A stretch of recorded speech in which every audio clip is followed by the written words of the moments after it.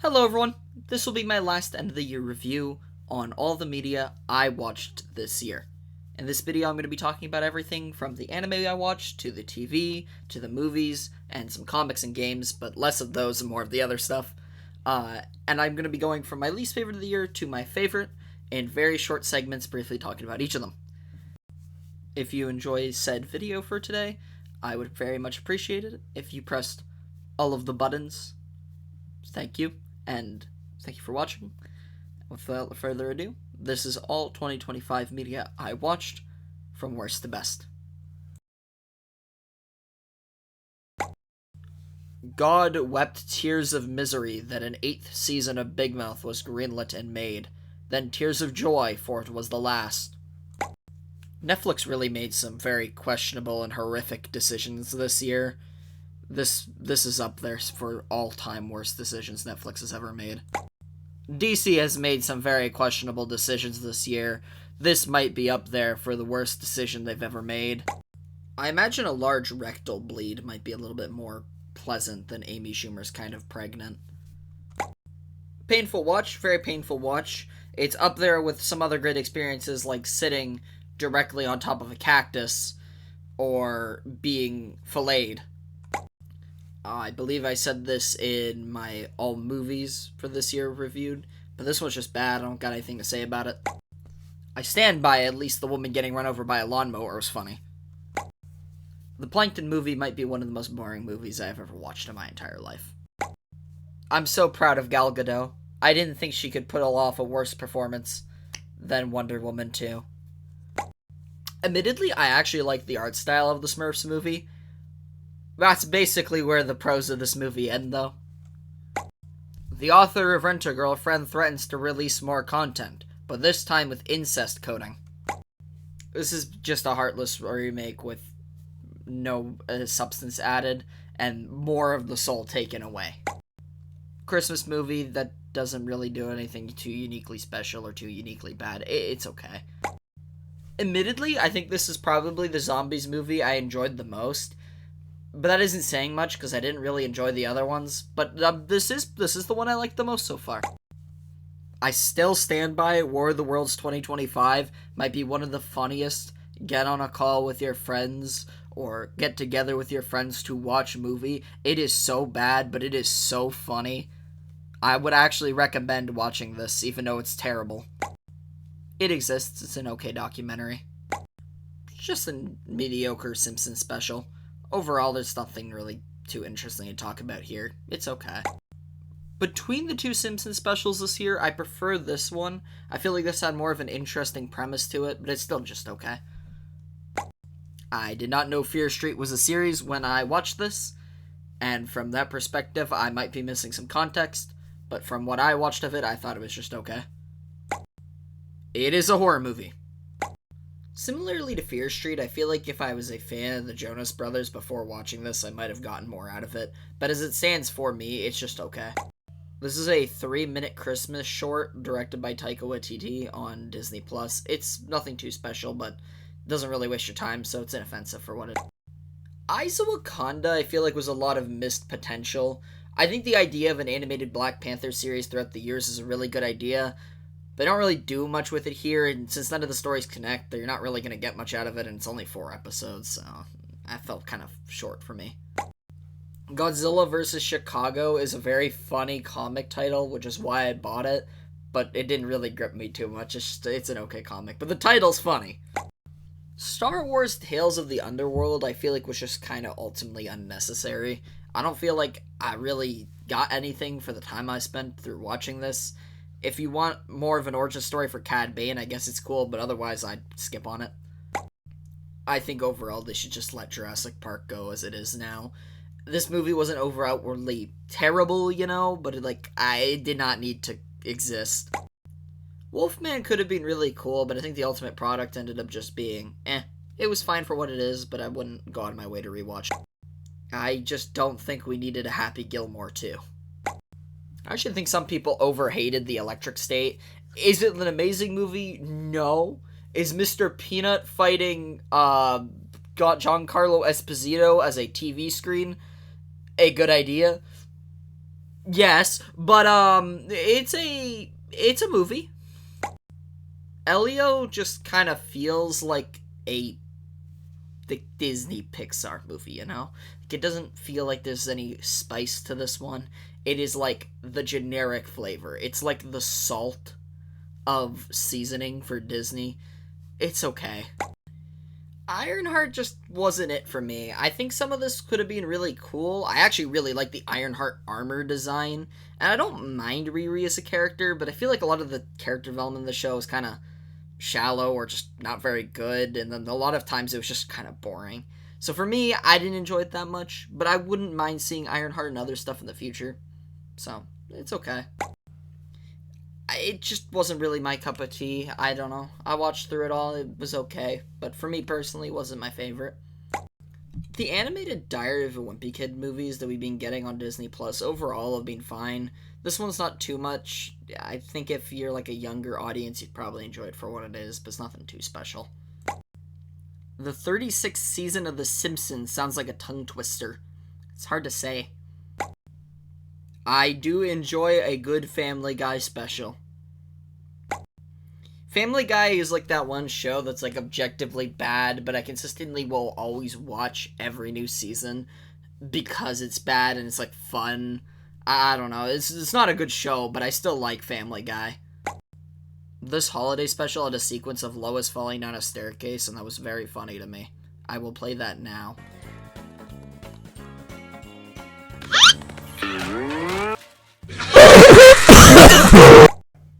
Kaiju no 8's special episode was okay for what it is. Nothing too special. This is probably the most romance anime slop anime I could name. But it's like unapologetically that, so. Doom 2099 is such a cool design. And while I didn't read the whole One World Under Doom thing, I just like the design of Doom 2099. The one-liners in this were a little bit cringy, though, I can't lie. Win or Lose had a couple pretty cool ideas. I like the way that each episode is just a different iteration of the same story events, but from a different perspective. I think that's cool. But for me, it kind of missed the point. I do hope Pixar does keep doing shows, though, because it would be cool to see some more ideas like this done in a show format. I encountered this while doom scrolling Prime Video one day looking for something to watch, and it's a very weird take on Batman. It's very much like targeted for young kids, but the cast of characters in this is so distinctly different from the normal Bat family that I feel like it's got its own kind of charm to it. I don't think, like, this is definitely something that older audiences would be interested in. Frankly, I don't know why I watched it all. But it definitely exists and it's definitely interesting. This played before the SpongeBob movie in theaters this month. And honestly, it was pretty good. It's just, I don't have much else to say about it. I do like the animation style. I don't think I watched that TMNT movie, but I might have to get around to it, because overall this was pretty fun. Woman in the Yard is a okay horror movie. Five Nights at Freddy's 2 is bad in some areas, while being pretty fun in others. For a fan of the franchise, I think if you don't like Five Nights at Freddy's 2, this isn't a good movie or really worth your time. Godzilla vs. X-Men goes exactly how you think it is. The X-Men fight Godzilla in some, like, weird fusion thing, and then Xavier talks about how maybe they were the real monsters all along, and not Godzilla. It's fine for what it is, it's pretty fun. Megan 2.0 to me kind of felt like an almost redo of Terminator 2. It's an okay movie overall, though. The Megan movies are alright. Captain America Brave New World is a very odd MCU film, but I do really love Sam Wilson as Captain America, and the Red Hulk looked great. There was a couple parts of this movie I really liked, but overall it's not too much of anything special. Definitely the weakest Captain America film.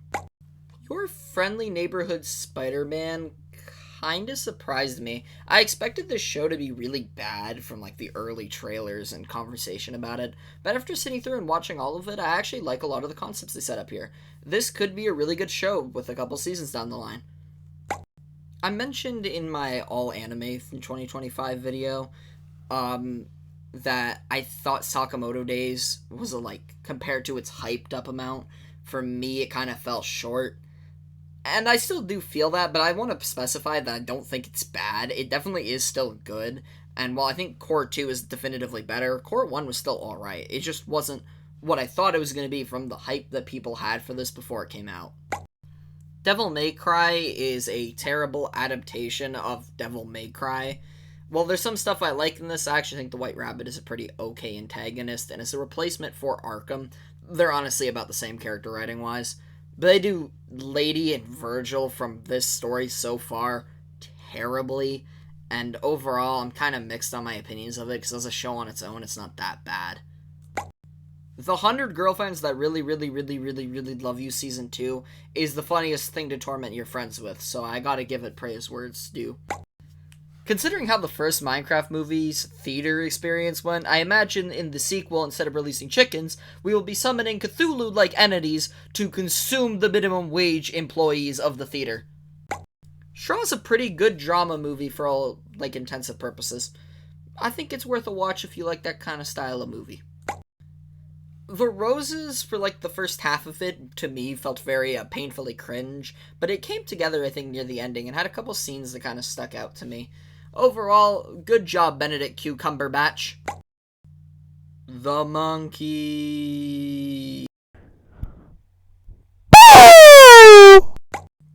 Novocaine is a fun action movie with a cool gimmick. I think the idea of someone who doesn't feel pain in a fight has a lot of interesting applications, and the movie does use it in some pretty fun and unique ways. It's fun if you like that kind of stuff.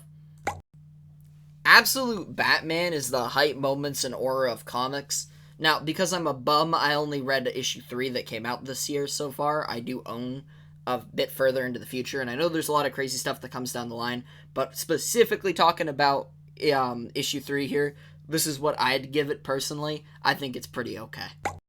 If Absolute Batman wasn't the hype moments and aura of comics, then Battle Beast is. This is a very fun comic line. I've read most of what's come out of it this year. This is probably the weakest volume issue of the year, which is issue number 2. So, but overall, I still like it. Basically, everything I just said applies to issue 2, applies to issue 1. Though I do prefer issue 1 over issue 2. I think it has a cooler, just general setup and fight. I did feel like issue 4 of Battle Beast began to develop Battle Beast maybe a little bit more as a character from the first few. Obviously, Battle Beast has his character arc and fleshing out in Invincible itself, but still. Believe this is issue 3. I think issue 3 is the best issue of Battle Beast up till now with the fight in space. I think that was just a cool sequence, and there was a couple funny jokes in there. Phoenician Scheme, for me, because I'm a little small-brain doofus, was a little bit hard to follow at sometimes. Otherwise, I like this film, but I don't think it stands up to some of Wes Anderson's best films of all time. Sean Combs' The Reckoning, if you want to learn about Diddy's crimes, is a good way to do it. There's a lot of documentary done online about Diddy, and I think this one's overall pretty good. Honey Lemon Soda was cute. I think this is a good, solid slice-of-life romance anime that if you want to watch something like that, you'll enjoy for what it is, but it's not going to be one that sticks with you too much long term. I like Dogman, but I wish the movie had more of an actual development for its characters outside of Pete Davidson's character. This was basically an hour and a half of SpongeBob and Patrick shaking their ass, and low-key, it was pretty funny. I kind of like it. Marvel's Zombies is baffling to me because while I actually did enjoy the show, I do think this is some of the single worst dialogue writing in a Marvel property. There was a lot of times watching this that I cringed very heavily, but I do like the animation and the fights and stuff. I think for that, it's actually pretty fun. Godzilla coming up to destroy Peter's date might be the funniest shit ever. My Dress Up Darling is a good anime romance. If you're into that stuff, you'll like My Dress Up Darling. It's good for that. I'm just going to cover these in one fell swoop. Jeff the Land Shark, issue 3, 1, and 2 are all very fun comics that I think you'll enjoy if you want just a simple, turn your brain off, cute adventure following Jeff the Land Shark and his friends of Co. It's fun for what it is. One World Under Doom is a really cool concept, but I was a bum and didn't manage to find issue 2, so I only read issue 1, but I liked it. I really like My Hero Academia Vigilantes. I think, for me personally, this is more of what I wanted from original My Hero, with more of the street tier stuff. I think Knuckle Duster is my favorite My Hero Academia character in general, and the bonds between the characters feel more slice of lifey, and I kind of like that for this kind of story. Sakamoto Days Part 2 felt more like what I was expecting of Part 1. There's a lot more fights in this that I feel like stood out more, and I specifically really liked the sequence from the plane to the school, like the testing portion. That was all really fun, and I think there was a lot of good moments within that.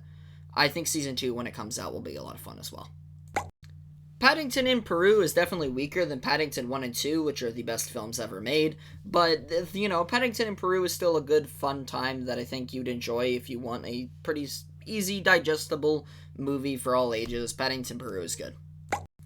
Mickey 17, I think, is a good movie that could have benefited from maybe being a little shorter. I think the movie does drag its heels a little bit, but overall, this is a very good movie, and I'd recommend you check it out if you want to see a more serious, sci-fi-esque film.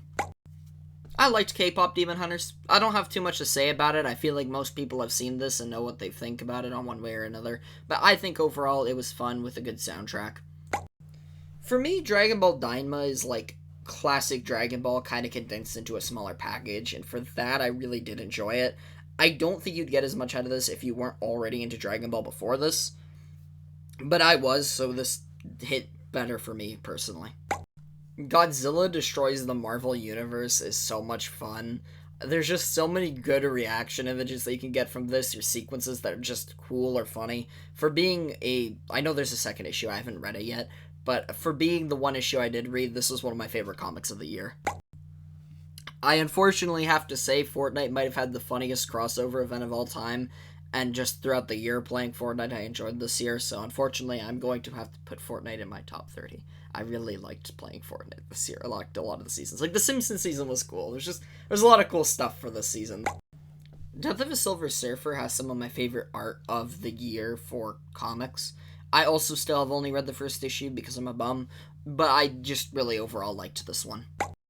The Project Sekai movie, A Colorful Stage and Miku Who Can't Sing, was one of my favorite theater experiences I've ever had. So many of the people there were cosplaying. I personally brought a little pear with Tedo's face on it. That was a lot of fun. Overall, I just think this movie was a fun experience. It was like almost like a concert and a movie almost in one, and I kind of like that. Again, if it is cheating that Strange Fake didn't have an episode this year, my apologies, but I was too lazy to check. Overall, I really love Fate Strange Fake, and I'll be talking about it in a video in a couple days about the best upcoming anime of next year, because this is also coming out next year, because the release schedule for this so far has been terrible. But it's a great show, so I'd recommend you check it out. I understand the general critiques of Solo Leveling. However, I think this is the best turn your brain off shonen anime to watch in that vein, where it's not got a super deep plot or super serious thing, but if you want to see cool fights done well, I kind of think Solo Leveling does that perfectly. It does its job perfectly. This is How to Train Your Dragon. Because it's so much of a faithful remake, I can't really overly shit on it. It is just How to Train Your Dragon 1 in live action. And How to Train Your Dragon 1 is a good movie. Predator Killers of Killers, I really do think flew under the radar for being how actually kind of cool it was. The action in this was overall really good, and I really liked the art style and the animation. It was fun. I think it's cool to see a Predator as the main character of a Predator movie, and overall as an action film, I thought this was really fun. I think it would be a good rewatch movie too, overall. I think it was good for what it was. I enjoy it. Absolute Martian Manhunter, I also only read the first issue of, but from just the first issue, the artistic direction from this, I think, is probably the most unique the Absolute universe has. And, I don't know, I think it's cool looking. It's got some cool ideas set up. I haven't read the rest of it yet, but from what I've read so far, I think it's up there. Like I said in my anime video, I do really love the Evil Eye, but I also neglected to mention my glorious king, King Toki, was introduced during that. He's also great. He's also a great guy. Overall, good season of Dandadan. I actually personally would have put the Dandadan manga higher if it wasn't for the Amnesia plotline. I really don't like Amnesia plotlines in the way of them, like, backtracking the progress of the story, and it kind of does feel like we're doing that a bit here. Overall, I still enjoyed this year's chapters for Dandadan, but, Some people didn't really like the ending to Squid Game. I kind of do. I think the ending for Squid Game, not to go into spoiler territory, I think it fits into the storytelling of the overall world they've built in Squid Game and its messaging very well. And I think most of the character arcs ended off fine enough for what they ended as. I think it's alright. ReZero Season 3 was a lot of fun. I think Regulus was a great villain. We got a bunch of screen time for characters who haven't really done much in the anime yet, like Reinhard. Overall, I enjoyed Season 3, and I'm patiently waiting for Season 4 next year. I think this might be the peak of Demon Slayer. Akaza is probably the best written character we got in general in Demon Slayer as an overarching story, and the animation is really beautiful. UFO Table hasn't, I think, missed ever with the animation in any of their projects, but especially this might be the peak of what they've been able to physically achieve with animation. I'm kind of glazing this movie a bit just because I like the Fantastic Four personally, but it was kind of nice to just finally see them get a proper adaptation instead of what we've gotten previously. I feel like this is the closest we've gotten to an actual Fantastic Four movie, and for that I do appreciate it. Also, Galactus looked great. Are they really a real homie if they don't like Uma Musume Pretty Derby? I don't think so. As of recording this, I am only 13 hours into Silksong, which means I'm not very far because I am the most cheeks, abysmal, dog shitter, diarrhea blaster of all time. But as it currently stands, I really like Silksong. It really does just feel like Hollow Knight 2, which I guess is kind of the point. But that's not a bad thing. That's a good thing. Thunderbolts was overall, I think, the, unexpected gem of the year. I feel like most people from the promotional of this movie and from seeing or hearing bits and pieces about it assumed it was going to be bad. But overall, I think this is one of the best movies the MCU has made in general. Not even just post-Endgame, but just of all time. I hadn't watched the It movies before watching Welcome to Derry. I was interested because the clip of Pennywise saying, "Oh, I ate him," was really funny and relatable to me personally. So I watched Welcome to Derry, and honestly, this show was really fucking good. This is probably one of my favorite shows in general currently. And yeah, it was just overall very good. I watched the It movies after it too. I like it. I ate him. Without talking into spoilers for the Chainsaw Man manga, this was overall a crazy year for the manga, and it has been a wild ride to sit along with, but it's been a lot of fun. I hadn't seen the original Daredevil series when Born Again came out, but I'd heard it was really good, and I'd just never gotten around to it, and so I started Born Again because it was new and I was curious, and ultimately speaking, I think Born Again is probably the best show the MCU has made in general. So if the original Daredevil is better than this, that's going to be crazy to eventually go back and watch, but this was overall probably the best MCU show. Invincible Season 3 has its overall flaws, majorly with the animation being kind of hit or miss, but I think watching this weekly was one of my favorite shows of the year to watch as such, and I really did enjoy the overall fights and storytelling of Season 3 of Invincible. Again, just like Chainsaw Man, I don't want to go into spoiler territory with this video, so I'm going to try and step around what was happening in the manga this year. But Elbaf, and especially the flashback in Elbaf, has been wild to watch unfold. Also, on a side note, Agenda piece unfolding alongside that with the weekly chapters-ish happening has been wild to see what they've come up with, especially some of the stuff around the incident. All wild, but overall, great year for the One Piece manga. A lot of what I said about the One Piece manga and talking about not spoiling anything similarly applies here. This has overall been a wild year for the end of Egghead for One Piece, and overall, great. It's a great time for One Piece. Uma Musume Cinderella Grey might be one of my favorite anime of all time. It's just so much fun. Fujimoto really doesn't miss, even his short collection was peak. Kind of think Superman 2025 is like the perfect condensed superhero movie. It has all the elements of, I feel like, a good superhero movie kind of condensed into one brick. Del Toro's Frankenstein was my overall top movie of the year, and I think a lot of this came down to the acting and the set design. The set design for this movie is insane. A lot of the, backdrops and the like cinematography of the world around the stuff, I think, is why this movie stood out so much, and it does a really good job at that. Just like I said in my anime video, if you haven't seen Taco P's Original Sin, I highly recommend it. This is a absolute masterpiece from beginning to end. It's only 6 episodes. I would highly recommend you check out Taco P.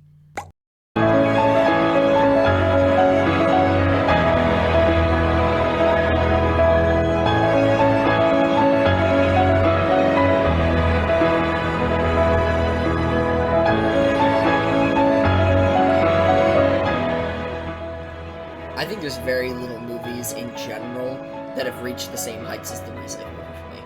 This is more or less a perfect film. And you should definitely watch it. You should go watch it. Go watch it if you haven't. If you haven't watched it, what are you doing? Go watch it. Leave. Go watch the movie. Go do that. Leave. Go watch the movie.